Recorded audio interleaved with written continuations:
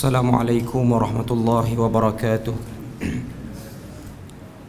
Innal hamdalillah nahmaduhu wa nasta'inuhu wa nastahdihi wa nastaghfiruh wa na'udzu billahi min shururi anfusina wa sayyiati a'malina. Man yahdihillahu fala mudilla lahu wa man yudlil fala hadiya lahu. أشهد أن لا إله إلا الله وحده لا شريك له وأشهد أن محمدا عبده ورسوله. يا أيها الذين آمنوا اتقوا الله وقولوا قولا سديدا يصلح لكم أعمالكم ويغفر لكم ذنوبكم ومن يطع الله ورسوله فقد فاز فوزا عظيما. الحمد لله الذي بنعمته تتم الصالحات. ربنا آتنا من لدنك رحمة وهيئ لنا من أمرنا رشدا. اللهم آت نفسي تقواها وزكيها وأنت خير من زكاها أنت وليها ومولاها. Alhamdulillah, syukur pada Allah Subhanahu wa taala kerana dengan rahmat dan juga limpah kurnia yang Allah Subhanahu wa taala berikan pada kita, dapat kita sama-sama berada dalam majlis yang mulia pada malam ni.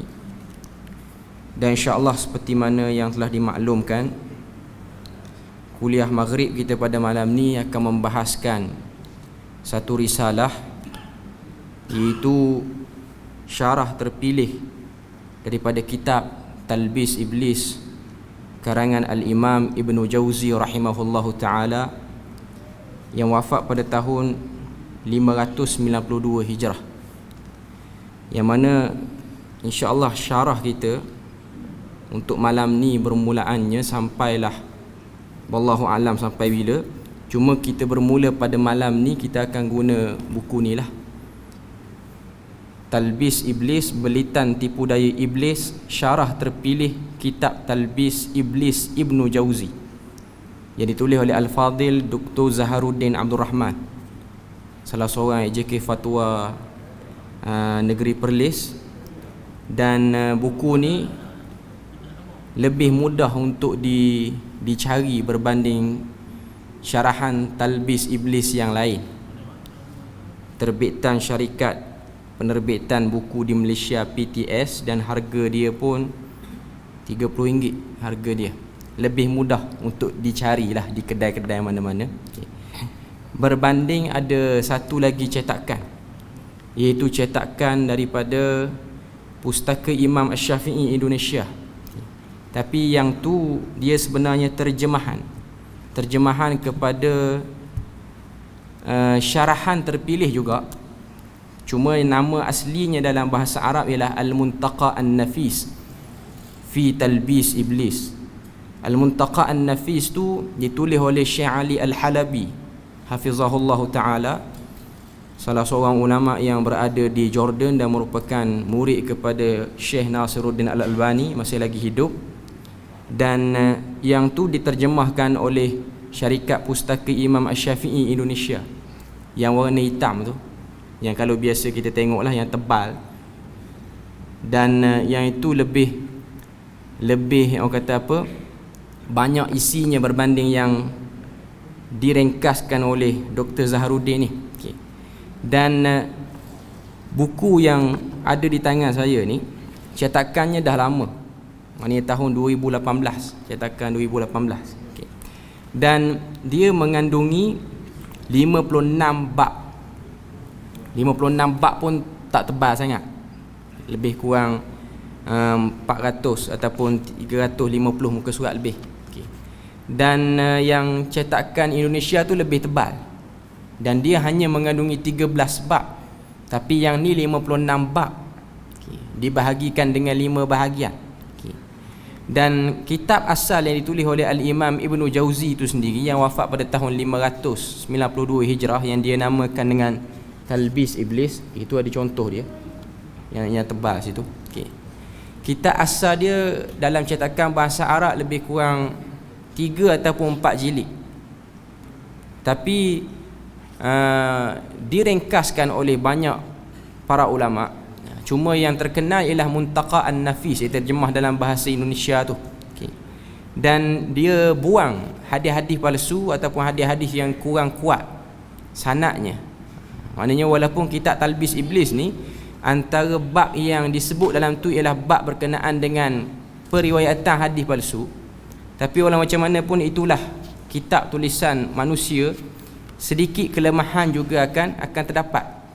Jadi usaha mulia oleh Ibnu Jauzi itu dipercantikkan dengan adanya ulama zaman mutaakhirin ni yang buat khidmat terhadap buku tu, sehingga buku tu dibuang riwayat-riwayat yang tidak kuat ataupun riwayat-riwayat Israiliyat dan juga hadis-hadis palsu. Okay. Cuma di Malaysia kita ni, Dr. Zaharuddin Abdul Rahman dia ringkaskan lagi. Yang ada di tangan saya ni dia lebih. Kalau kita baca yang hitam tu, dia tak sama dengan yang buku ni. Dia banyak perbezaan. Yang pustaka Imam Syafi'i itu sangat banyak beza. Okay. Antara yang tidak ada dalam buku ini tapi ada dalam buku tu ialah bab berkenaan talbis iblis, berkenaan dengan ideologi ataupun pemikiran-pemikiran. Itu bab yang awal lah, bab 1 hingga bab 9. Okay. Saya sebelum datang ke Perlis ni, saya kuliahkan kitab tu di Kemaman, di Terengganu, sampai 10 bab. Lepas tu saya pindah sini. Dan antara sebab-sebab pindah sini pun sebab mengajar kitab tu lah. Okay. Maknanya kitab tu dia berbisa sikit. Okay. Saya tak tahu macam mana Ibnu Jauzi yang tulis. Kita yang baca pun kena cop, yang tulis tak tahu. Okay. Mana nak beritahu pada kita, dahsyat buku tu, dahsyat. Buku tu dia menjadi jarum kepada ulama-ulama yang tidak sebulu dengan Ibnu Jauzi pada waktu tu. Dia macam satu benda yang pedah lah kena. Okay. Sebab tu kalau kita tengok buku Talbis Iblis ni, ada seorang ulama yang sezaman dengan Ibnu Jauzi, nama dia Ibn Ghanim Al-Maqdisi Asy-Syafi'i. Al-Maqdisi Asy-Syafi'i yang duduk di Syam. Dia tulis satu buku untuk rad buku tu ataupun untuk komentar balik buku tu. Nama dia nama Talfis Iblis. Yang ni Talbis Iblis. Yang lawan buku Talbis Iblis nama dia Talfis Iblis. Yang tulis tu Ibn Ghanim Al-Maqdisi, dia seorang ulama sufi. Okay. Talbis Iblis maksud dia apa? Belitan syaitan. Talfis Iblis maksud dia apa? Kegagalan ataupun kemuflisan syaitan dalam menggoda manusia. Okay. Tapi walau macam mana pun, Ibnu Jauzi orang yang sangat akademik ataupun orang yang sangat profesional, buku yang ditulis untuk mengkritik karya beliau juga beliau baca. Sebab tu kalau kita tengok, benda tu disebut dalam karya-karya lain Ibnu Jauzi. Dan dia sendiri telah membaca buku Talfis Iblis tu dan dia kata, aku tidak menjumpai apa yang ingin ditegur oleh orang yang tulis buku ni. Maknanya yang tulis Talfis Iblis tu lost point, totally lost. Tak tahu point apa dia nak tegur daripada kitab Talbis Iblis. Okay. Cuma atas dasar pengaruh ataupun atas dasar firqah dan kumpulan tertentu, dia tulis juga buku tu. Dan buku tu taklah masyhur, tak masyhur sangat. Okay. Dan Talbis Iblis ni dia bukan hanya ditulis oleh Ibnu Jauzi dengan tajuk Talbis Iblis. Antara kitab Talbis Iblis yang ditulis orang lain tapi guna nama Talbis Iblis ialah Talbis Iblis yang ditulis oleh Al-Imamul Ghazali yang lebih awal berbanding Imam Ibnu Jauzi ni. Imam Ghazali yang wafat tahun 505 Hijrah, dia pun ada tulis kitab Talbis Iblis. Sebahagian riwayat mengatakan dia tulis kitab tu selepas dia tulis kitab Tahafut Al-Falasifah. Tahafut Al-Falasifah tu ialah kitab yang menerangkan tentang kepincangan dan penyelewengan ilmu falsafah yang telah meresap masuk dalam ilmu akidah, yang menyebabkan pengaruh ilmu kalam kuat pada waktu tu. Jadi Imam Al-Ghazali dia tulis kitab Tahafut Al-Falasifah, maksudnya runtuhnya falsafah. Kemudian dia tulis kitab Talbis Iblis, tapi kitab tu di akhir hayat dia, dan kitab tu tidak, orang kata apa, diberi kecanaan dan keprihatinan sangat oleh orang-orang zaman tu. Jadi kitab tu tak kekal ke zaman kita. Tapi adalah catatan menunjukkan Imamul Ghazali menulis juga kitab yang bertajuk Talbis Iblis lebih awal berbanding Ibnu Jauzi. Sebab zaman Imam Al-Ghazali, zaman dia tu, sudah ada kumpulan-kumpulan sufi dan juga kumpulan yang digelar sebagai Sufista'iyah, kumpulan yang ilmu kalam yang melampau.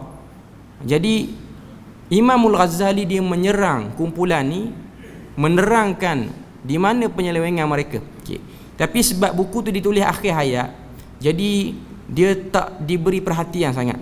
Tak diberi perhatian sangat berbanding buku dia yang terkenal, iaitu Ihya Ulumuddin, itu lebih terkenal berbanding buku-buku yang lain.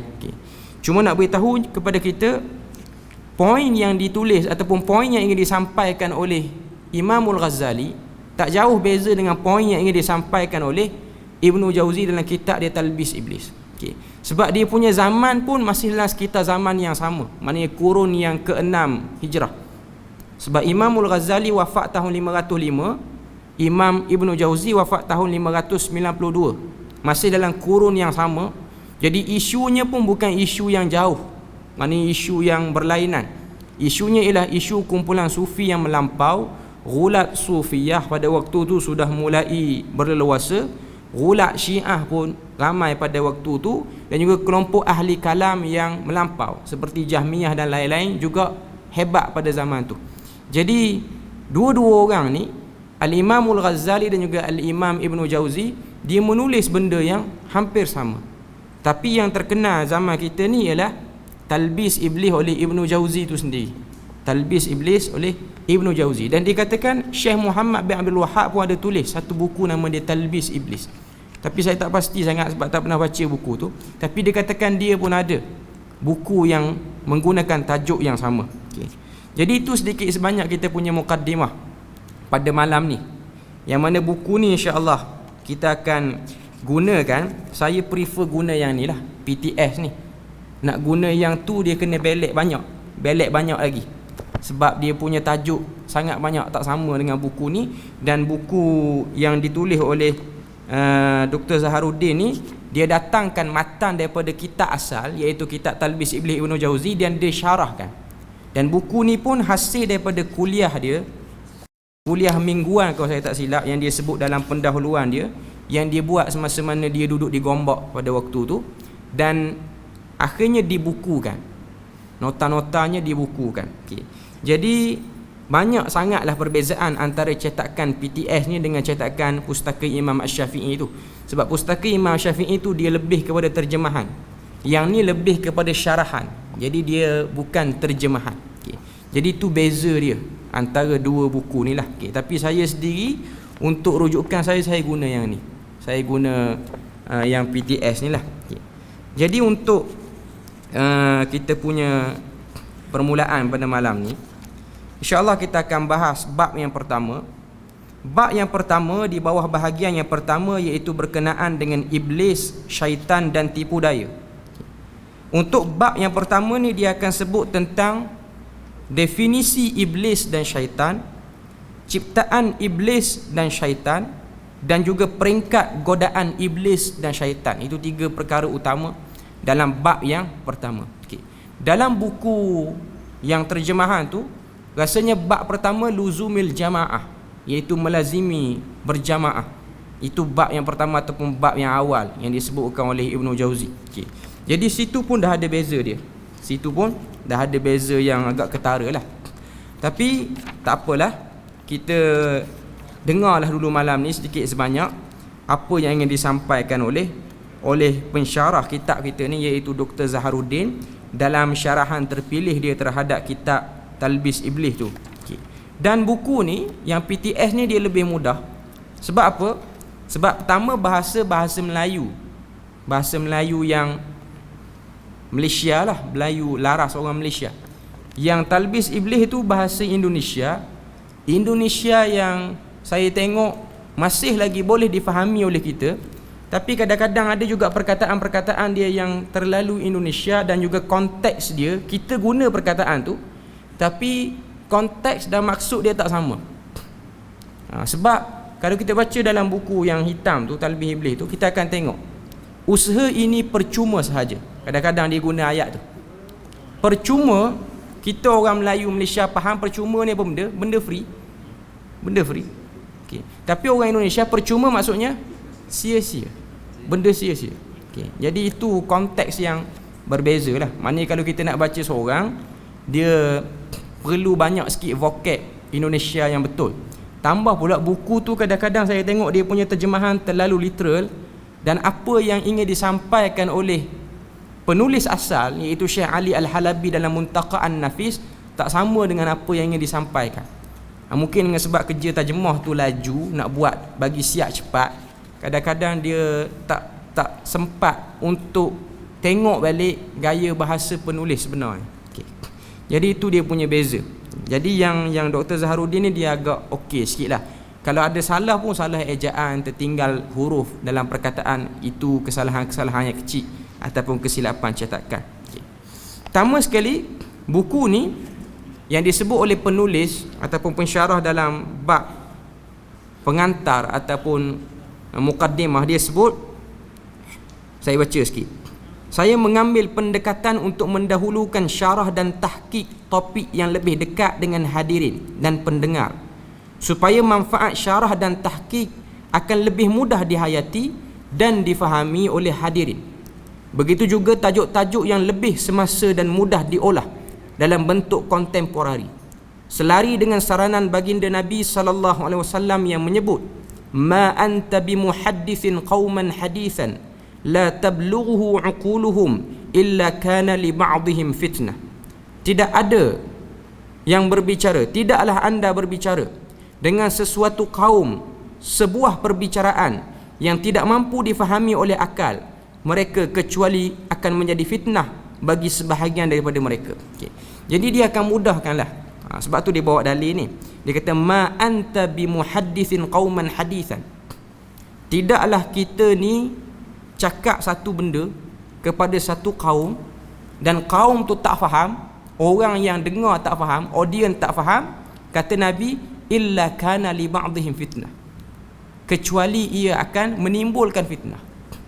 Jadi dia mudahkan banyak bahasa, banyak laras bahasa. Sebab kalau kita bercakap, seorang yang bercakap, penceramah ke apa, dia bercakap laras bahasa tinggi sangat, dan audience tak dapat faham apa yang dia nak sampaikan, akhirnya dia jadi fitnah kepada audiens ataupun para pendengar. Apa yang nak disampaikan lain, apa yang difahaminya lain.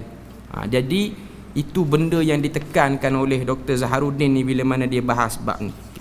Jadi tanpa bercakap panjang, kita terus kepada bab yang pertama lah. Bab pertama, definisi iblis dan syaitan. Kita baca sikit apa yang dia sebut sini. Kalimah iblis menurut bahasa Arab adalah daripada perkataan balasa yang membawa erti turida, iaitu yang bermaksud dibuang, dicampak, dihalau. Manakala kalimah iblis, maka ia memberi maksud al-matrudu min rahmatillah, iaitu makhluk yang dicampak, dibuang dan dihalau dari rahmat Allah. Okay. Jadi itu definisi bagi perkataan iblis yang asalnya mari daripada perkataan Arab balasa. Balasa maksudnya turida, dibuang, dicampak. Jadi iblis ni ialah makhluk yang matrud an rahmatillah atau matrud min rahmatillah. Dia telah dicampak ataupun tercampak daripada rahmat Allah. Jauh dia daripada rahmat Allah. Kemudian ada sebahagian para ulama mengatakan balasa ataupun iblis juga bermaksud berputus asa. Itu pandangan sebahagian ahli-ahli bahasa lah. Al-Mabidi berkata, makna iblis adalah al-ya'is, yang bermaksud putus asa, merujuk kepada iblis yang putus asa daripada rahmat Allah Azza wa Jalla. Juga direkodkan sebelum digunakan nama iblis ini, nama asalnya adalah Azazil. Ini yang kita biasa. Dalam buku tu dia tak ada sebut yang bab ni. Yang ni yang ditambah oleh Dr. Zaharuddin saja. Okay. Nama iblis sebelum digelar dengan iblis, dikatakan namanya ialah Azazil. Ada juga yang berpendapat bahawa iblis adalah bapa kepada seluruh syaitan dan bukannya bapa kepada malaikat ataupun jin. Okay. Itu pandangan ataupun definisi awal. Okay. Nama iblis juga dipakai sendiri oleh Allah Subhanahu wa taala ketika merujuk kepada makhluk jin, iaitu jin yang ingkar kepada perintahnya, seperti mana yang terdapat di dalam Al-Quran ayat yang berbunyi wa idh qulna lil malaikati isjudu li Adam fasajadu illa iblisa kana minal jinni fafasaqa an amri rabbih. Daripada surah Al-Kahfi. Tadi saya sebut surah Al-Baqarah. Okay. Maknanya ini ayat daripada surah Kahfi. Ayat tu maksud dia, dan tak kala kami berkata kepada para malaikat untuk sujud pada Adam, maka seluruhnya sujud kecuali iblis, dan sesungguhnya ia adalah daripada kalangan jin. Jadi dalam ayat ni, surah Kahfi ayat 50 ni, Allah Ta'ala sebut asal iblis ni daripada kelompok mana?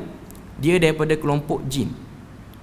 Cuma dikatakan dia berkawan dengan malaikat. Itu sebahagian riwayat, sehingga dia juga mempunyai sedikit pengetahuan agama dan cara beribadah pada Allah Ta'ala yang betul. Tapi dia tu bukan malaikat. Dia tu penciptaannya ialah penciptaan daripada jin. Kalimah syaitan pula, ada yang mengatakan asal perkataan syaitan adalah daripada kalimah syatana, yang bererti ba'uda 'anil haq, iaitu jauh daripada kebenaran. Ada juga pendapat lain mengatakan asalnya daripada kalimah syata, yang membawa makna terbakar dalam kemurkaan. Namun pendapat yang pertama adalah lebih kukuh menurut Dr. Saif Ad-Duri. Demikian juga pandangan Abu Ar-Raghib Al-Asfahani. Perkataan syaitan bermaksud menjauhkan. Oleh itu, syaitan terdiri daripada golongan jin dan manusia yang cuba menjauhkan serta menyesatkan hamba Allah daripada memperhambakan diri kepadanya dengan digunakan pelbagai cara dan tipu daya. Ini yang disebut dalam Mufradat Al-Alfazil Quran oleh Ar-Raghib Al-Asfahani. Dia sebut sini different ataupun beza antara jin dan juga syaitan, iblis dan juga syaitan. Pertama, iblis ni siapa? Dikatakan, bila sebut dikatakan ni belum dipersetujui oleh semua para ulama lah. Nama dia sebelum kena kutukan tu ialah Azazil. Bila dah kena kutukan, kena laknat pada Tuhan, nama dia dinamakan dengan iblis. Nama dia dinamakan dengan iblis. Sama macam Bani Israel, belum kena laknat panggil Bani Israel, lepas kena laknat panggil Yahudi. Ada sebahagian mengatakan seperti itu. Okay. Cuma nak sebut pada kita bahawasanya originality ataupun asal kejadian iblis itu ialah bangsa jin. Adapun syaitan boleh jadi daripada kalangan jin ataupun kalangan manusia. Dua-dua. Sebab perkataan syaitan tu maksudnya ialah ba'uda 'anil haq, jauh daripada kebenaran. Mana-mana kumpulan, mana-mana makhluk yang jauh daripada kebenaran, maka ia syaitan. Itu kefahaman mudahnya ataupun definisi mudahnya. Maknanya jin yang mengarahkan ke arah kesesatan, ia syaitan. Orang yang mengarahkan kesesatan, mengarah ke arah kesesatan pun syaitan, walaupun beri kuliah. Sebab ada orang beri kuliah ajak pada kesesatan. Saya tak kata orang tu syaitan, cuma kita balik pada definisi asal. Okay. Cuma nak beritahu bahawasanya perangai syaitan ni, dia tak suka orang cenderung pada kebenaran. Dia suka manusia tu jauh daripada kebenaran dan dia bersama dengan kesesatan. Okay. Jadi syaitan boleh jadi dua kumpulan, jin ataupun manusia. Tapi kalau sebut iblis maknanya ianya ialah daripada kalangan jin sahaja.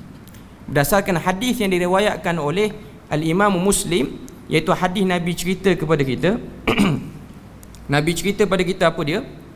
Nabi cerita pada kita bagaimana jin dan syaitan daripada kalangan jin dan juga iblis, dia ada perjumpaan, dia ada meeting, AGM, Annual Grand Meeting, dia ada. Okay. Dalam hadis tu sebut kana iblisu lahu arsyun 'alal ma', sesungguhnya iblis itu ada singgah sana di atas air. Di mana tak diketahui. Hadis sebut banyak tu saja. Okay. Dan dia ada musim, dia. Musim dia tak disebut juga dalam hadis. Cuma adalah pertemuan dia. Pertemuan dia tu iblis akan bertemu dengan syaitan daripada kalangan bangsa jin ni lah. Okay. Tujuan dia untuk buat endorsement ataupun buat cek balik hasil kesesatan ataupun hasil godaan yang dah kita lakukan. Itu yang Nabi sebut dalam hadis. Dan Nabi sebut Iblis akan mendengar sambil dia duduk atas singgah sana dia dengar. Okey, syaitan ni datang bawa report dia, report kad dia apa dia. Dalam senarai apa yang dia buat tu, dia dah berjaya bunuh orang. Dia dah berjaya menyebabkan orang jadi salah faham. Dia dah berjaya jadikan orang tu tak salat, mencuri apa semua. Jadi iblis tu akan beri pangkat berdasarkan apa yang telah syaitan jin tu buat. Okay. Sehinggalah datang satu jin ni, satu syaitan daripada bangsa jin ni, dia beritahu pada iblis apa yang dia buat, iaitu dia telah berjaya menyebabkan pasangan suami isteri itu bercerai-berai. Bila mana syaitan dengar, bila mana iblis dengar, dia boleh buat yang tu. Iblis pun kata kepada syaitan tu, anta ni'ma ant. Kamu sebaik-baik syaitan pada hari ni. Tan Sri lah, ataupun Tun kot paling atas lagi. Okay. Tak ada sebut, tak ada kait apa-apa jawatan. Cuma nak sebutnya pada kita bahawasanya the best performance yang dia buat, paling terbaik yang dia boleh buat, ialah dia berjaya menyebabkan pasangan suami isteri yang berkahwin tu bercerai. Maka kata iblis, anta ni'ma ant, kamu sebaik-baik syaitan pada hari ini. Sebahagian riwayat daripada Imam Malik dalam Muwatta, riwayat daripada Imam Ahmad, kata iblis tu, hayya najlis ma'i, datang kamu duduk tepi aku atas singgah sana ni, sebagai penghormatan. Okay. Para ulama bincang hadis ni. Yang pertama, adanya pertemuan antara iblis dan syaitan. Jadi daripada hadis ni lah menjadi dalil iblis itu ialah ketua perancang kepada semua gerakan hasutan kepada manusia. Sebab dia punya kumpulan target utamanya ialah manusia.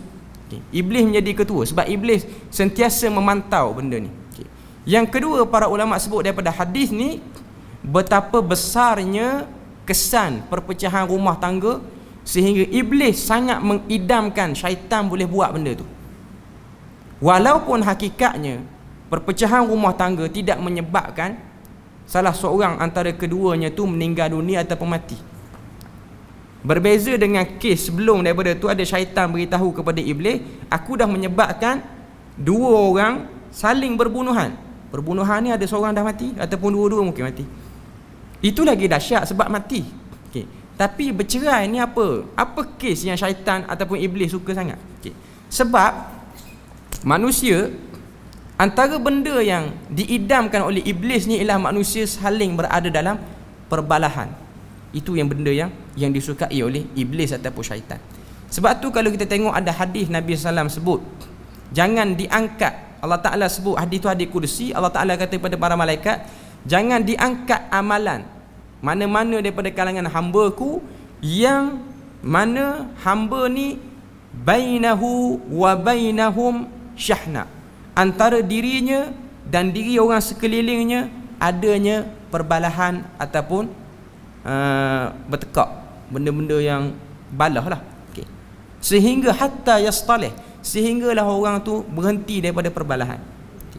Sebab tu kalau kita tengok dalam hadis lain, Nabi juga sebut pada kita, Nabi kata, inna syaitana qad ya'isa, sesungguhnya syaitan itu telah berputus asa bila mana dia melihat Allah Ta'ala itu mulai disujud ataupun mulai diibadahi di semenanjung tanah Arab. Mana nak sebut pada kita bahawasanya syaitan ni bila mana dia tengok hamba tu dah, seorang manusia itu dah pandai sujud pada Tuhan, dia tu jadi putus asa. Okay. Kecuali syaitan dia mengidamkan di kalangan manusia ni ialah tahrish. Tahrish ni maksud dia apa? Perpecahan dan perbalahan. Sebab tu syaitan dia lebih suka kita berbalah berbanding kita bermati-matian. Dia tak suka sangat. Dia suka kita berbalah. Dan sebab tu kalau kita tengok, inilah benda yang paling sukar dan inilah yang menjadi ujian kepada umat akhir zaman. Dan sebab tu kalau tengok doa Nabi, ada doa Nabi yang ditolak oleh Allah Subhanahu Wa Taala. Kan ada peristiwa di Masjid Al-Ijabah di Mekah kalau saya tak silap. Okay. Ada peristiwa Nabi berdoa dengan beberapa doa, 3 doa. 2 makbul, 1 tak makbul. Yang tak makbul tu apa? Nabi doa pada Allah Subhanahu Wa Taala supaya diangkat segala ikhtilaf di kalangan umat aku, supaya tak berlaku perselisihan, pergaduhan, tanazung, semua diangkat. Allah Ta'ala tidak makbulkan doa tu. Sebab apa? Sebab itulah ujian kita. Ujian untuk jadi orang yang duduk dalam situasi ada orang berbalah ataupun ada orang silap faham.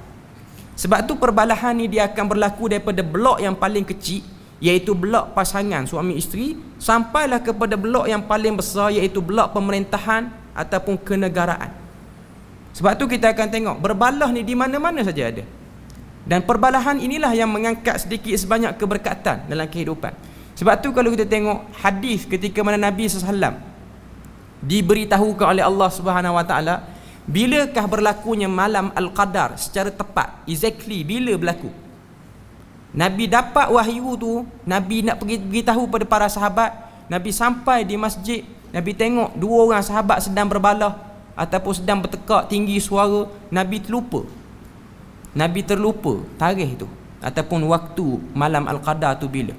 Para ulama bahas apa sebab ataupun apa yang Allah Ta'ala nak tunjuk situ.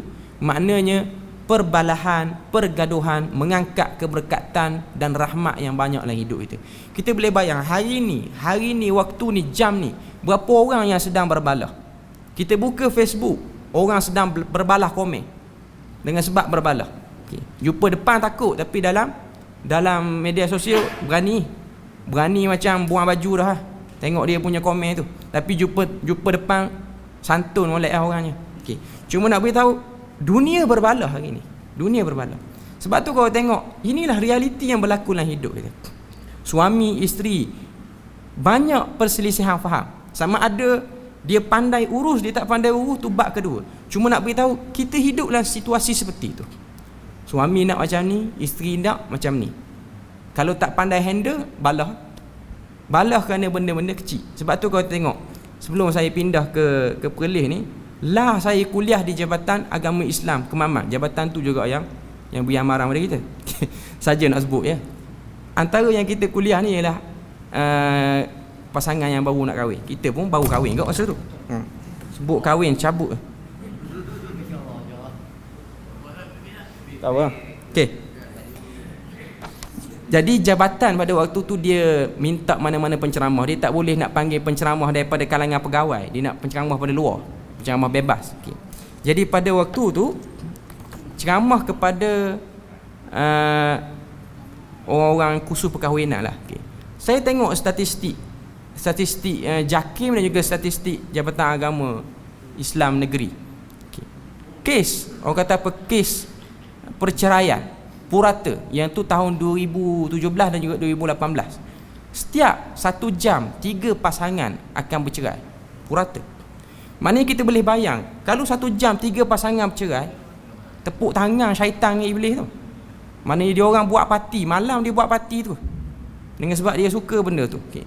Cuma saya nak sebut kepada kita bahawasanya ini benda yang kalau kita tak dapat kawal, itulah ujian yang kita gagal sebenarnya. Ujian yang kita gagal. Okay. Bila mana saya pergi ke pejabat agama tu, dia bagi statistik. Dan saya tengoklah antara yang ustaz tu sebut, pegawai tu sebut, kes perceraian ialah kebanyakannya pasangan yang berkahwin kurang daripada 5 tahun. Maknanya pasangan yang baru kahwin. Kita waktu tu baru kahwin, dia sebut benda tu, kita pun kurang 5 tahun lah. Okay. Dia sebut macam kita 40 tahun lah. Cuma tak tahulah apa keyakinan yang dia nak panggil sangat kita berceramah tu. Okay. Cuma dia sebutlah kes apa? Kes yang kita kira tak padan boleh jadi cerai. Salah beli ikan. Isteri nak ikan lain, isteri nak ikan selayang, suami pergi beli selor kuning. Orang Terengganu lah selor kuning. Okay. Balik tak puas hati, lempar ikan, cerai. Ikan tak siap, tak boleh makan, cerai. Itu benda yang kita kira common. Cuma nak beritahu kepada kita, benda tu berlaku. Kita nampak benda kecil, tapi benda tu lah hakikatnya. Manusia hari ni dia tak berjaya nak kawal benda tu. Dan syaitan dia sangat suka tahrish. Tahrish tu maksudnya ialah perbalahan. Sebab tu kalau kita tengok antara masyarakat, kita bukan nak puji orang ni ataupun kumpulan ni, tapi kalau kita tengok Amr bin Al-As juga antara sahabat yang memerhati benda yang sama. Sebab ada hadis Nabi SAW dia pernah sebut, Nabi kata la taqumus sa'ah war-rum aktsarun nas. Tu hadis riwayat Imam Muslim. Tidak akan berlaku kiamat sehinggalah orang Rom itu daripada kalangan orang yang ramai. Imam Nawawi kata orang yang ramai sini maksudnya orang Rom akan ramai masuk Islam. Macam-macam pandangan. Ada yang kata Rom ni ramai maksud dia ialah kuat. Okay. Cuma bila mana Nabi sebut hadis ni, sahabat yang bernama Mustawrad Al-Qurashi yang riwayatkan hadis ni, dia perdengarkan hadis ni kepada Amr bin Al-As. Amr bin Al-As ni dia orang yang sebelum dia masuk Islam, dia orang yang banyak buat kerja, buat hubungan antara kerajaan Mekah dengan kerajaan luar. Dan antara yang dia berurusan ialah kerajaan Rom, yang dia pernah berurusan. Dia kata kalau itulah yang Nabi sebut, maka aku telah melihat pada orang Rom itu beberapa khislah. Khislah tu maksud dia beberapa prinsip-prinsip yang ada. Apa yang disebutkan oleh Amr bin Al-As, dia kata orang Rom ni ataupun perangai orang-orang Eropah, Rom ni merujuk zaman kita ialah Eropah lah. Mereka bila kena musibah, mereka cepat sedar, cepat muhasabah. Itu pandangan sahabat. Dia bukan hadis Nabi, tapi elaboration daripada sahabat. Okay. Kemudian bila mana berlaku kezaliman daripada pemimpin, mereka cepat bangun. Okay. Cuma nak beritahu kepada kita, bila mana kita tengok apa yang disebutkan oleh Amr bin Al-As, kita akan tengok di atas muka dunia ni dia ada bangsa-bangsa yang pandai mengurus perbalahan. Pertama kita kena tahu, perbalahan tak akan dapat diangkat kalau kita mengimpikan kita hidup dalam satu zaman yang tidak ada orang berbalah. Itu mustahil. Kita kata mustahil. Rumah kita berkahwin, kita nak isteri yang tak akan pernah berbalah dengan kita. Itu mustahil. Itu benda yang mustahil. Okay. Tapi bagaimana manusia mengurus perbalahan yang ada ataupun yang berlaku hari ini? Sebab tu kau tengok negara-negara barat, bila mana berlaku pilihan raya, mereka minimalkan parti politik yang bertanding. Mereka tidak tutup perbalahan, tapi mereka minimalkan. Maknanya cuma kadang-kadang sebuah negara tu ada 2 parti je. Okay. Berbeza dengan setengah-setengah negara, hatta mungkin negara kita pun, bila mana nak berlaku pilihan raya ni banyak parti, macam-macam jenis bendera, macam-macam jenis warna tu ada. Menyebabkan orang jadi pening nak pilih mana satu. Okay. Belum pergi lagi pada Indonesia. Indonesia lagi dahsyat. Macam-macam parti yang menisbahkan diri pada Islam dekat dengan 10 parti dah. Maknanya sangat banyak. Dan 10-10 tu dia bukan damai. Yang ni ada yang sampai pergi pada hak kafirkan kumpulan ni. Tak setuju dengan kumpulan ni. Cuma nak beritahu itulah realiti yang kita hidup hari ni. Kita hidup dalam suasana manusia ni tahrish. Manusia berada dalam keadaan perbalahan. Dan benda tu tak boleh elak. Hari ni yang kita boleh lakukan ialah mengurus perbalahan tu dengan baik. Mengurus perbalahan itu dengan baik sehingga syaitan tidak mengambil peluang di atas kelekaan kita terhadap perbalahan yang berlaku. Okay. Jadi itu benda yang kita kena jelas. Itulah modus operandi syaitan ataupun iblis untuk umat akhir zaman ni, untuk sentiasa menjadikan manusia itu berada dalam keadaan berbalah, sentiasa berbalah. Sebab tu dia suka bila mana pasangan suami isteri itu bercerai. Sebab bila mana bercerai, walaupun tak ada yang mati, selisih faham tu dia kekal, bawa sampai ke mati. Selisih faham. Ada kes orang yang bercerai, dia bukan balah antara suami dengan isteri. Perbalahan tu akan berjangkit kepada mertua pula. Okay. Bila mana selesai bercerai, yang mertua sama mertua pula balah. Besan sama besan.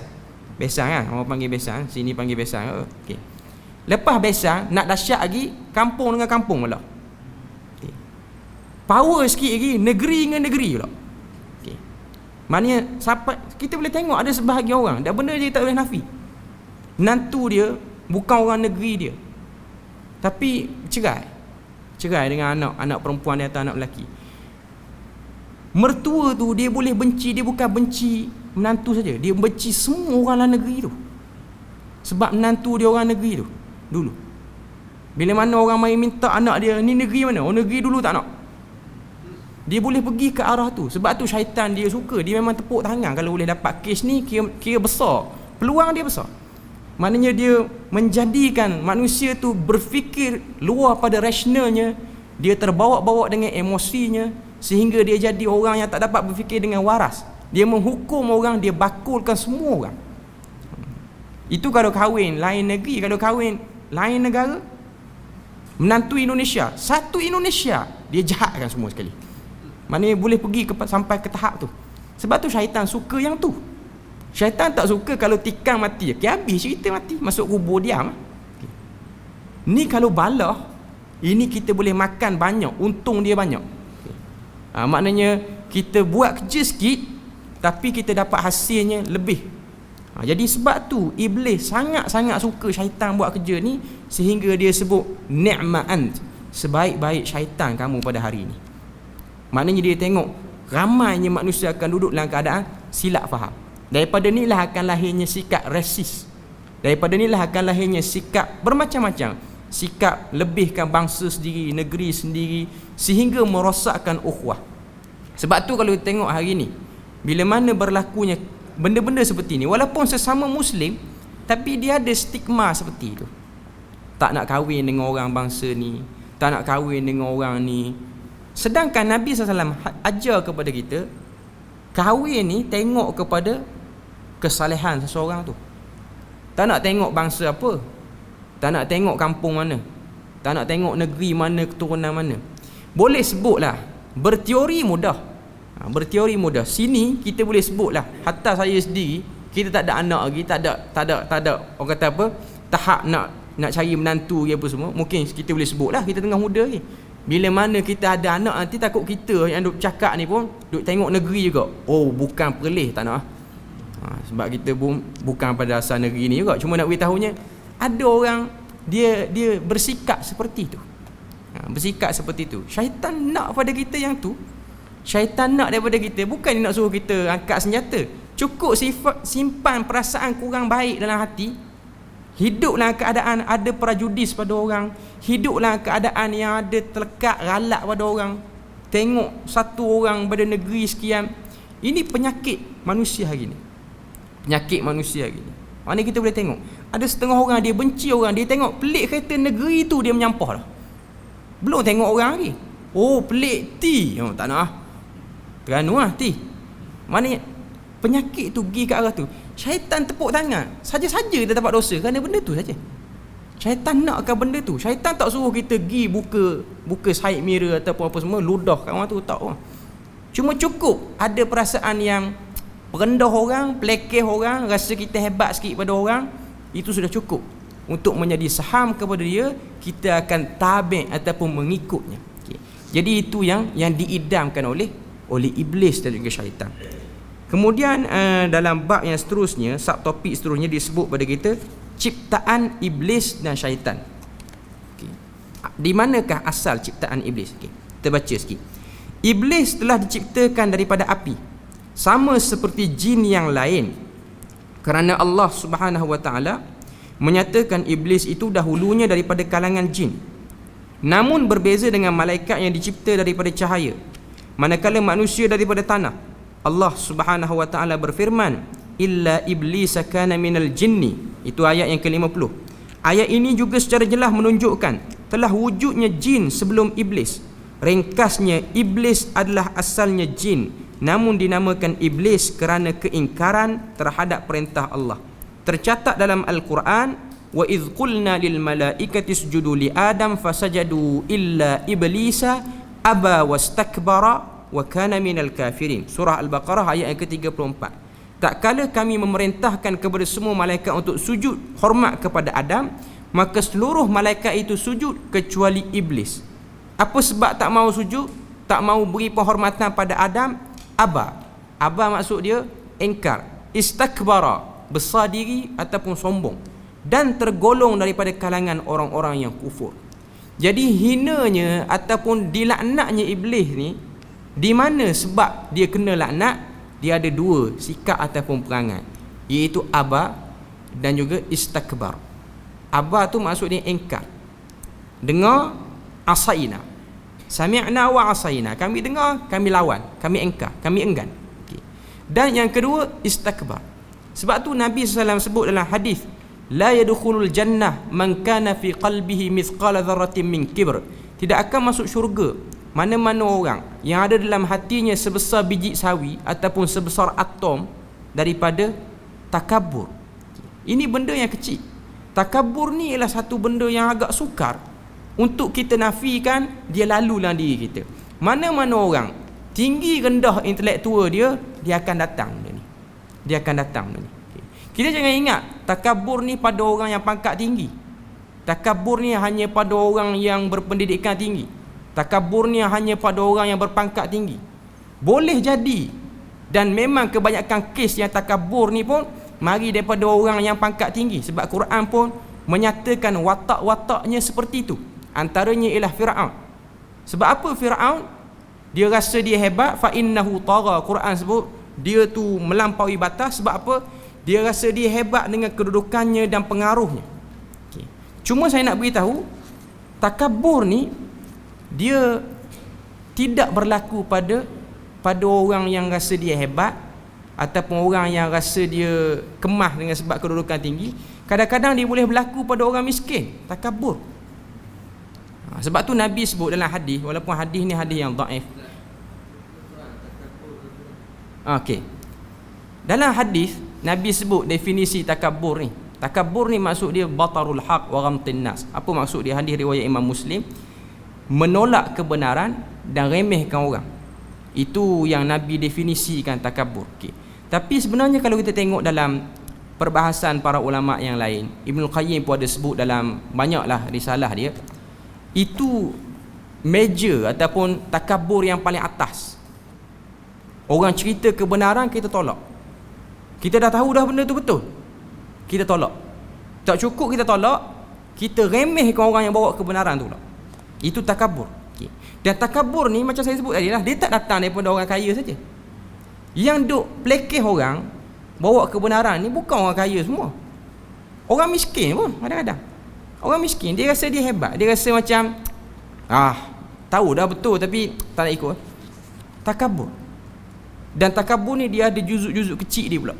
Ibnu Qayyim dia sebut, takabur ni rasa diri hebat. Orang tak cerita kebenaran apa pun tiba-tiba rasa hebat ataupun rasa kemah, tiba-tiba je. Hari tu baru dapat masuk gaji, cara jalan tu lain, rasa kaya sehari je pun. Okey. Sebahagian orang dia ada rasa macam tu kan.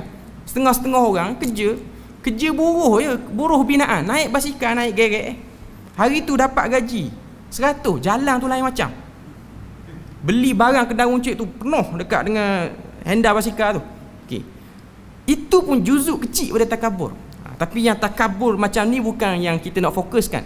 Yang kita nak fokus dan Nabi tekankan ialah takabur bila mana dibentangkan kebenaran, khususnya dalam bab agama, maka dia menolak dan dia enggan, dia ingkar.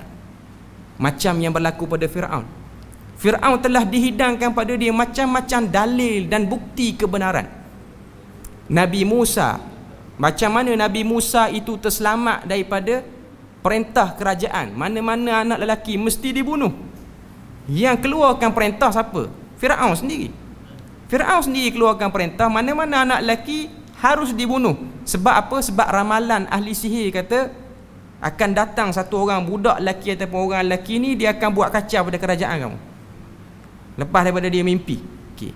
Dia buat perintah suruh bunuh. Akhirnya Allah Ta'ala selamatkan Nabi Musa, dan dahsyatnya yang pelihara, yang bagi beasiswa pada Nabi Musa tu dia sendiri. Yang duk buat arahan tu dia sendiri. Ajaib. Satu benda yang ajaib bila mana Allah Ta'ala programkan benda tu. Kemudian Allah Ta'ala datangkan kebenaran tu bukan dalam bentuk Nabi Musa lagi, tapi datang dalam bentuk orang istana sendiri. Kita boleh baca dalam surah Ghafir. Rajulun mu'minun yaktumu imanahu. Ayat yang ke-22. Seorang lelaki yang beriman telah menyembunyikan imannya. Dia tak tahan tengok Fir'aun dengan Nabi Musa duk berdebat ni. Dia sendiri sebut. Dan dia tu dikatakan sebahagian riwayat Ibnu Katsir kata, dia tu ialah pemangku ataupun yang akan bakal naik tahta kalau matinya Fir'aun ni.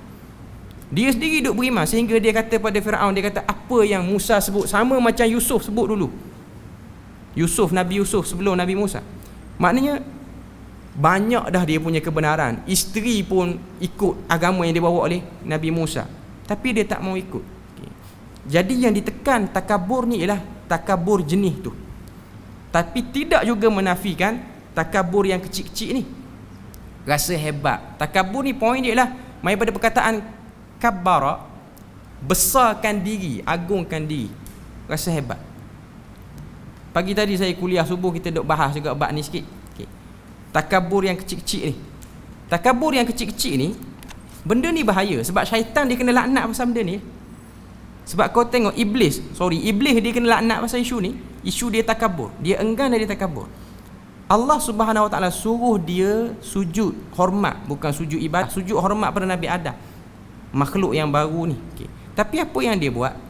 Sebelum arahan sujud tu, ada riwayat Imam Muslim, Nabi sebut ketika mana Nabi Adam sedang dibentukkan, dia punya badan dia dalam syurga, Iblis ni dibuat tinjauan. Tengok, oh badan Nabi Adam macam ni, ada rongga, apa-apa semua. Dia ada niat tak baik, dan dia sendiri ada rasa dia hebat. Sebab tu bila mana Tuhan tanya, ma mana'aka an tasjuda iz amartuk, apa yang menghalang kamu untuk kamu sujud pada Nabi Adam? Jawapan dia simple, khalaqtahu min tin wa khalaqtani min nar. Kamu cipta aku daripada api, kamu cipta pada tanah. Dia rasa hebat. Siapa kata api tu hebat? Tak ada orang beritahu pun. Tiba-tiba rasa diri dia hebat. Macam sebahagian orang, dia boleh pakai satu-satu benda, dia sendiri dia duk rasa hebat. Orang tanya, sebab apa pakai motor jenama ni? Motor ni orang pakai hebat. Siapa kata? Kajian mana yang menyebutkan pemilik motor ni paling hebat di dunia? Tak ada orang sebut pun. Dia sendiri duk rasa dia hebat. Ni bukan nak kata mana-mana orang, cuma nak sebutnya bahawasanya perasaan itulah yang ada dalam sanubari Iblis pada waktu tu. Dia rasa dia hebat. Rasa dia hebat, rasa dia betul. Sedangkan Allah Ta'ala telah perbetulkan faktanya. Tidak ada kehebatan pun pada penciptaan api ke, cahaya ke, tanah ke. Kehebatannya ialah sejauh mana kamu patuh pada arahan aku. Tak kiralah kamu cipta daripada apa sekalipun. Cuma nak beritahu pada kita, esen ni lah ataupun intipati ni lah yang akan menyebabkan kita manusia ni jadi celaka. Kerana adanya aba, enggan, engkar dan juga istakbar. Penciptaan iblis dan syaitan memang daripada api. Cuma kita nak tekan sini, dalam buku ni pun dia nak sebut sini, ialah apa sebab iblis tu dilaknat, di mana puncanya. Sebab tu kalau kita tengok surah Baqarah, Quran ni, kita baca Quran, mula-mula sekali surah Baqarah ni dia cerita tentang golongan bertakwa, golongan sesat. Habis cerita tu lebih kurang 1-2 muka surat daripada surah Baqarah, dia start cerita tentang Nabi Adam dan musuh ketaknya, iaitu Iblis. Sebab apa kita kena mengaji bab ni? Mengaji bab tipu daya syaitan. Apa faedah dia? Faedah dia ialah kita nak tahu dekat mana syaitan memanfaatkan kita. Sebab tu kalau kita tengok, kalau kita buka surah Al-A'raf, kita boleh tengok Nabi Adam dengan Hawa ni dia kena sebab apa? Dia kena laknat, atau bukan kena laknat, dia kena buang daripada syurga tu. Antara sebabnya ialah dia ditipu, digoda oleh syaitan. Apa yang Iblis sebut? Apa yang Iblis goda dia? Iblis kata kepada Nabi Adam dan juga Hawa ni, makanlah pohon tu, buah tu. Ni boleh cek dalam surah Al-A'raf. Iblis dia tak sebut. Okey, bila lalu azan dulu.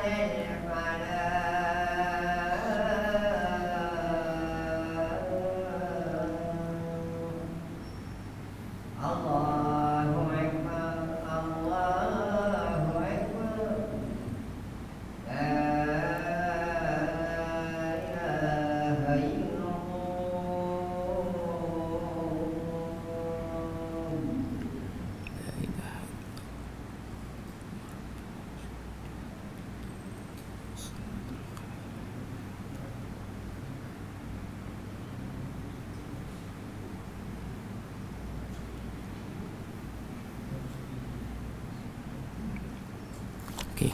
Tersambung sikit lagi. Okay. Sementara nak sambung tu saya terbuka WhatsApp sekejap tadi. Dapat satu apa ni? Satu laporan lah, ada orang hantar. Sebab saya ada kawan-kawan yang jadi peguam syar'i. Orang rumah saya pun dia bahagian bidang peguam syar'i, tapi dia tak jadi peguam lah, cuma dia belajar bidang tu. Okay. Ada satu keratan akhbar hari ni, Kuala Lumpur menceraikan isteri kerana mengambil gambar suah foto tanpa mempelawarnya. Tadi kita sebut kan, salah beli ikan. Ni cerai isteri sebab tak ajak selfie, pun cerai isteri. Mana kita nak sebutnya dahsyat lah. Zaman sekarang ni dia jadi teruk sampai tahap tu. Okay. Maknanya selfie seorang tak ajak bini, cerai. Balah punya balah, jadi cerai. Tak tahulah setakat mana dia punya kes tu, cuma nak beritahunya. Dan umur, orang kata apa, umur tu baru 28, maknanya muda lagi ya. Sangat yang muda. Okay. Kita boleh tengok suasana dunia hari ni, masyarakat hari ni. Okay. Balik kepada isu tadi, Iblis bila mana dia goda Nabi Adam dan juga Hawa, dia goda macam mana? Kita boleh tengok dalam surah Al-A'raf.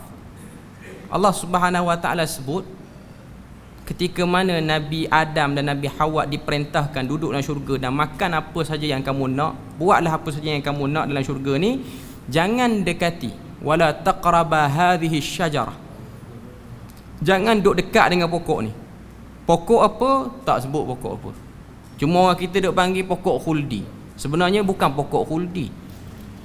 Khuldi tu maksud dia kekal. Dalam bahasa Arab, maksud bahasa Melayu kekal. Okay. Sebab apa nama khuldi tu? Sebab Iblis ketika mana dia pujuk Nabi Adam dan juga Hawa, dia kata kepada Nabi Adam dan Hawa, makanlah pokok yang dilarang ni. Dan sebab apa Tuhan larang kamu makan? Sebab pokok ni takuna minal malakain au takuna minal khalidi. Ini Quran sebut. Kalau kamu makan, kamu akan jadi sama hebat dengan malaikat ataupun kekal terus dalam syurga. Saya nak sebut sini apa dia? Liciknya tipu daya syaitan ni, dia main emosi. Sebab tu kau tengok antara jantina yang lebih mudah terpedaya dengan golongan, dengan tipu daya syaitan ni ialah perempuan. Sebab perempuan memang dia berurusan dengan emosi dia. Banyak dia berurusan dengan emosi. Okay. Tapi bukanlah nak kata semua orang perempuan macam tu. Apa nama ni, Maryam, dia perempuan tapi dia tak termakan tipu daya syaitan pun. Okay. Cuma nak sebut pada kita, emosilah antara bahagian yang paling mudah diperdaya oleh Iblis tu sendiri. Iblis dia tak kata pada Nabi Adam, makanlah buah tu, kalau kamu nak tahu buah tu sedap pada buah-buah lain. Tak pakai isu tu. Tak pakai isu sedap tak sedap. Isu dia makan jadi kekal dalam syurga. Okay, dia main, dia tarik pemikiran Nabi Adam tu ke arah tu. Sebab syurga ni sedap dah, kekal, elok semua. Okay. Jadi adalah rasa nak duduk lama situ. Rasa macam tak payah buat keluar tempat lain lah, duduk sini elok dah. Okay. Bila mana sebut makan ni lah menyebabkan kekal, sebut lagu tu, kawan tu pun makan terus. Bila mana sebut makan tu kekal, bukan takat kekal, darjat sama hebat dengan malaikat. Sedap tak sedap nombor 2. Kesan tu dulu nak bagi clear. Sebab tu kau tengok mana-mana ajaran sesat sekalipun, dia bukan promote benda lain, dia promote apa kelebihan join kita. Itu benda dia.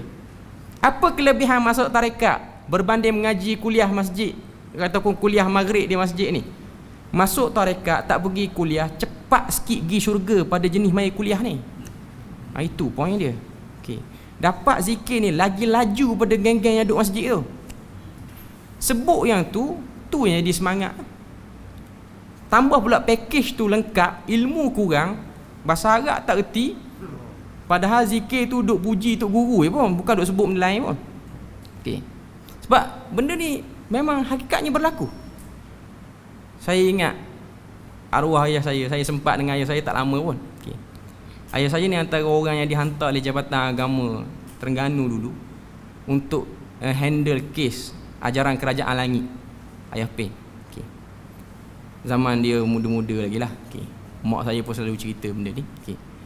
Dia dihantar dan ayah saya pergi tu masa tu orang kata apa, ayah mertua kepada ayah Pen. Ayah mertua kepada ayah Pen. Dan dia ni dipanggil dengan nama Ayah Hasan. Ayah Hasan, orang panggil Ayah Hasan. Ayah Pen, Ayah Hasan. Ayah Pen tu menantu dia, Ayah Hasan tu mertua dia. Okay. Ayah Hasan ni dia asal anak murid Ayah Pen, tapi dia naik makam dia lebih hebat sikit daripada Ayah Pen. Tu cerita dia seronok sikit tu, tapi mati awal lagi lah. Okay. Ayah Hasan ni, ayah saya dia pergi waktu tu. Tujuan dia untuk berdebat. Dia ada seorang lagi. Ayah saya dan juga Ustaz Zakaria. Dua-dua dah meninggal lah. Ayah saya pun dah meninggal, Ustaz Zakaria pun dah meninggal. Cuma Ustaz Zakaria ni sedih sikit sebab last kali dia ikut Ayah Pen tu. Dia dihantar pejabat agama, dia pula rebah ikut Ayah Pen dengan bini-bini dia ikut. Okey, tu kacau sikit. Okey. Dia isu dia, ayah saya kata dia perasan. Mula-mula pergi buat tinjauan, tengok dia ada satu surau di kampung Batu 13 di Besuk tu. Surau tu surau tempat dia duk bagi zikir tarikat ni. Okay. Pengikut dia majoriti daripada kelas orang bawahan yang tak pandai menulis, tak pandai baca. Itu sasaran pertama dia. Okay. Kategori yang tu, yang memang jenis tak pergi masjid surau, cuma iklan ikut geng kita, syurga kita lebih hebat pada yang pergi masjid surau. Bunyi ayat kempen tu sedap. Okay. Bila mana pergi lagu ayah saya pergi tu, dia dengar doa ayah Pen. Allahumma ja'al zaujatuhum zaujati.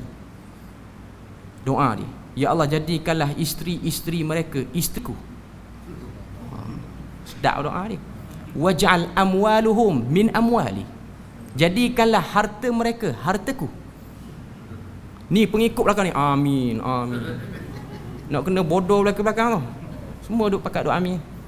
Ayah Pen mungkin tak tahulah, tak tahu dia punya doa tu macam tu. Ayah Pen pun bukan mengaji bahasa Arab pun. Okey. Cuma ayah saya pun taklah belajar negara Arab, cuma adalah pengetahuan bahasa Arab tu, dia dengar, doa ni lain macam. Okey. Doa tu lain macam. Doa tu dia macam something dah. Ya Allah jadikanlah mereka ni tunduk pada aku dengan setunduk-tunduknya. Jadikanlah mereka ni dengar pada aku dengan sedengar-dengarnya, tidak bantah sikit pun apa semua. Doa panjang lah. Okey. Doa panjang. Cuma doa tu yang tak tahannya mangsa-mangsa yang duk amin tu. Yang duk amin tu mangsa. Package tak tahu bahasa Arab, tak pandai nulis, tak pandai baca, memang sedap, memang mudah kena. Okay. Sebab tu kau tengok sampai ke hari ni pun ayah Pen dah mati dah pun. Okay. Pengikut dia masih tegar. Dan pejabat agama Terengganu tak dapat nak handle pengikut-pengikut yang tegar walaupun dah buat istitabah lebih pada 500 jam. Istitabah tu majlis taubat balik. Lebih banyak berbanding program istitabah kepada kumpulan Arqam dulu. Lebih tinggi lagi. Arqam dulu dalam 300 jam ataupun 400 jam. Geng-geng ni kena sampai 500 jam. Akta daripada Jabatan Agama. Tapi dia hadir saja untuk lepaskan diri daripada akta, tapi dia orang buat balik. Sebab tu kalau tengok video yang terbaru sekitar tahun 2018 ataupun 19, orang pergi cek balik, ajaran tu masih aktif walaupun ayah Pen dah tak ada. Pengikut-pengikut dia berpecah, tapi masih lagi duk pegang dengan fahaman tu. Bila mana temu bual, dia orang masih lagi duk pegang dengan pegangan tu. Dia orang kata ikutlah orang nak kata apa, tapi bagi saya ayah Pen itu Tuhan. Dah ada seorang isteri kepada Ustaz Zakaria yang jadi mangsa tu. Dia bila mana Ustaz Zakaria meninggal, dia berkahwin dengan ayah Pen dan dia kekal. Isteri Ustaz Zakaria tu dia belajar di Universiti Al-Azhar dalam bidang usuluddin 4 tahun. Orang buat temu ramah. Dia kata saya tak pegang dah usuluddin yang di Mesir tu. Dia sebut tu tak pegang lah. Pakai yang ni pula. Pakai ilmu hakikat insan ni lah. Sebab memang ayah Pen tu dia pakai buku tu. Saya nak sebut apa benda, syaitan ni dia tarik, dia panggil ghurur. Fadallahuma bi ghurur, Quran sebut.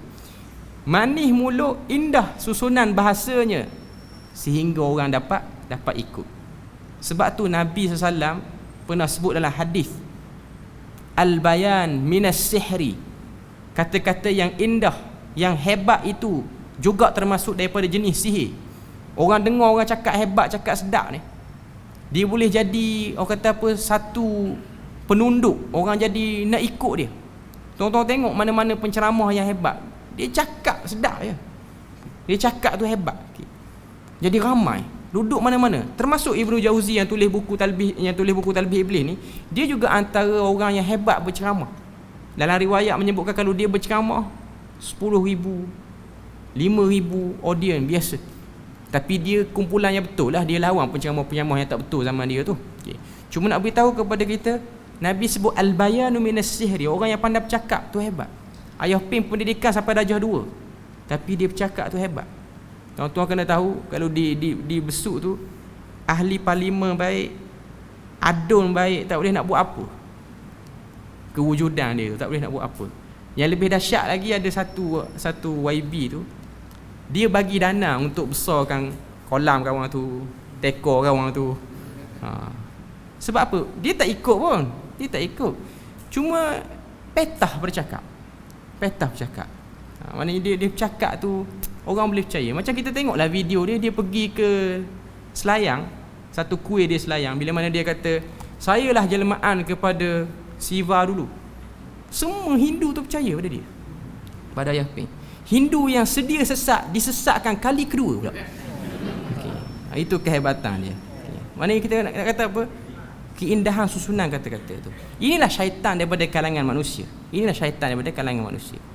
Sebab tu kita kena tengok apa yang disebutkan oleh Ibnu Jauzi ni, sebab dia benda penting. Tambah zaman kita ni orang-orang banyak benda-benda yang disebut walaupun tidak jelas sangat zaman dia, tapi zaman kita ni kita boleh tengok apa yang disebutkan oleh Ibnu Jauzi tu penting. Dan dalam buku yang Dr. Zaharuddin sebut ni, dia lebih lagi kemas sebab dia mengaitkan dengan isu semasa yang berada di negara kita. Dalam buku ni berbeza dengan yang hitam tu, dia lebih pada terjemahan saja. Okay. Jadi selesai kita untuk malam ni bab yang pertama, definisi iblis dan syaitan, asal ciptaan jin dan syaitan untuk minggu depan minggu pertama, ayat Ahad minggu pertama. Asalnya malam ni tak ada pun, tapi dengan sebab musibah minggu lepas, jadi malam ni balik. Okay. Kita akan sambung marhalah bab yang kita akan bincang ialah macam mana syaitan tu menyesatkan manusia. Dia ada stage dia. Okay. Itu kita akan sambung minggu depan. Okay. Setakat tu saja. Subhanakallahumma wa bihamdik, asyhadu an la ilaha illa anta wa astaghfiruka wa atubu ilaik. Wassalamualaikum warahmatullahi wabarakatuh.